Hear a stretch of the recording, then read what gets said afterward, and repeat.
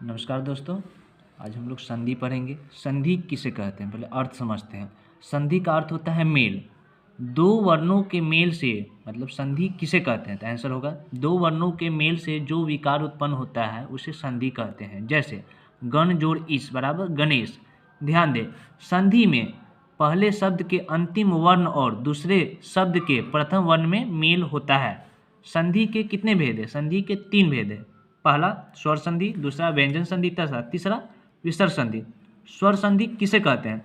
स्वर के साथ स्वर के मेल को स्वर संधि कहते हैं। जैसे विद्या जोड़ आलय बराबर विद्यालय, नी जोड़ अन बराबर नयन। स्वर संधि के कितने भेद है? स्वर संधि के 5 भेद होते हैं। पहला दीर्घ संधि, दूसरा गण गुण संधि, तीसरा वृद्धि संधि, चौथा यन संधि, पांचवा अयादि संधि। आप पढ़ेंगे व्यंजन संधि। 2 नंबर में हो गया। फर्स्ट था आपका स्वर संधि, अब 2 नंबर हो गया व्यंजन संधि। व्यंजन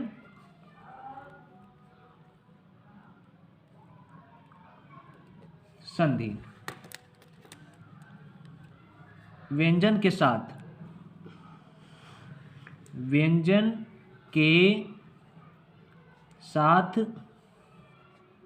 स्वर या व्यंजन के मेल को व्यंजन संधि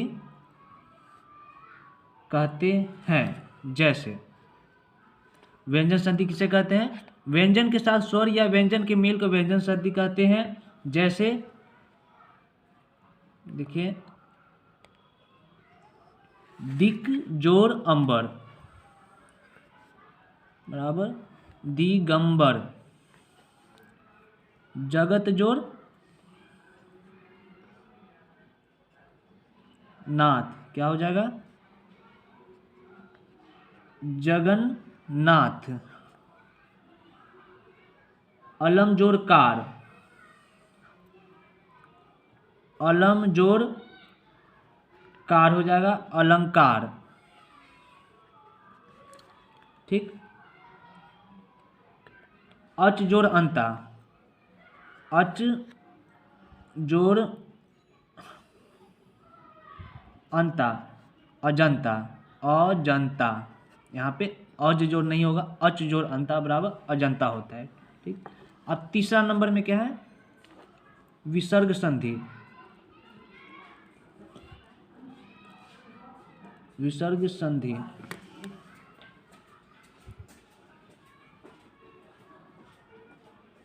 विसर्ग के साथ स्वर या व्यंजन के मेल को विसर्ग संधि कहते हैं। विसर्ग संधि, विसर्ग के साथ स्वर या व्यंजन के मेल को विसर्ग संधि कहते हैं। जैसे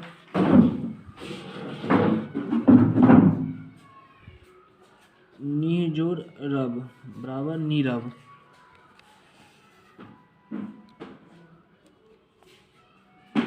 दू जोड़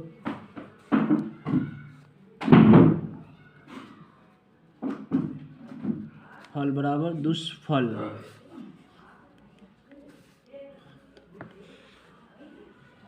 दू जोड़ आत्मा, ये हो जाएगा दुरात्मा।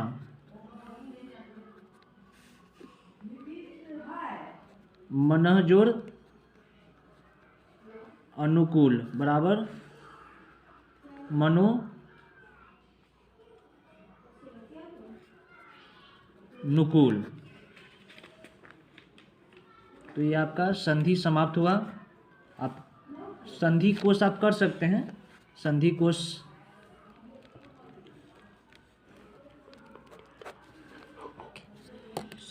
जैसे अत्यंत, अत्यंत हो जाएगा अति जोड़ अंत। अत्यंत का ये होगा। यहाँ पर फिर आप फिर कर सकते हैं निरोग बराबर नी जोड़ रोग आदि बहुत है।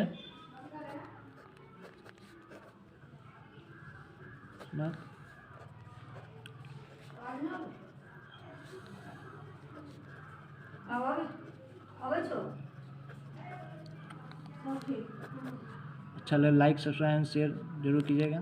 Thank you. कमेंट भी